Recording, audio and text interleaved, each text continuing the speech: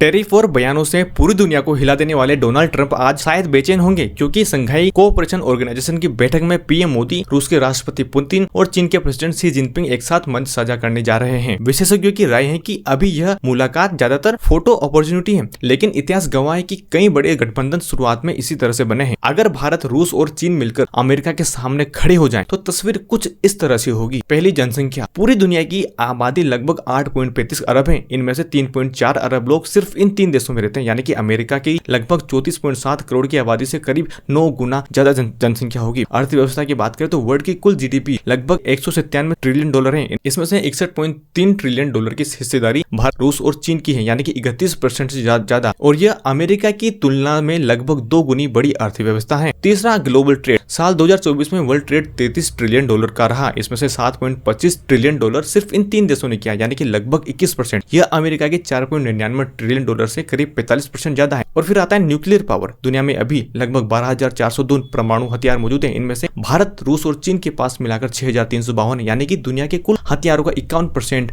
और अमेरिका से 1127 ज्यादा परमाणु हथियार इन तीनों देशों के पास मौजूद होंगे। अब सवाल ये उठता है कि अगर भारत इन 2 देशों की तरफ झुक गया तो अमेरिका को किन किन मोर्चों पर नुकसान होगा। आइए देखते हैं। पहला, अमेरिकी प्रोडक्ट महंगे हो सकते हैं, क्योंकि आज अधिकतर मैन्युफैक्चरिंग जो है वो भारत और चीन में सस्ते दाम पर होती है। दूसरी, अमेरिका की हथियारों की बिक्री प्रभावित होगी, क्योंकि भारत फिर से रूस से खरीद बढ़ा सकता है। और तीसरी, डॉलर की बादशाह को झटका लगेगा, क्योंकि ये देश वैकल्पिक करेंसी में ट्रेड कर सकते हैं, ना कि डॉलर में करेंगे। चौथा, इंडो पैसिफिक में अमेरिका का दबदबा कम होगा अगर भारत उसकी रणनीति से अलग हो जाएगा। तो क्या मोदी, पुतिन और जिनपिंग के साथ आने से ट्रंप अपने टैरिफ पर नरमी दिखाएंगे? हाल ही में अमेरिका के फाइनेंस मिनिस्टर स्कॉट बेसेंट ने एक इंटरव्यू में कहा कि भारत अमेरिका के संबंध जटिल जरूर है, लेकिन बातचीत की गुंजाइश बनी हुई है और दोनों देशों में समझौते की संभावना है। आर्थिक मामलों के जानकार मानते हैं कि इसी तिकड़ी की नजदीकी देखकर ट्रंप अपनी पॉलिसी में बदलाव ला सकते हैं। हो सकता है कि वह रूस पर कुछ पाबंदियां हटाएं या चीन के साथ बातचीत बढ़ाकर इस गठबंधन में दरार डालने की कोशिश करेगा।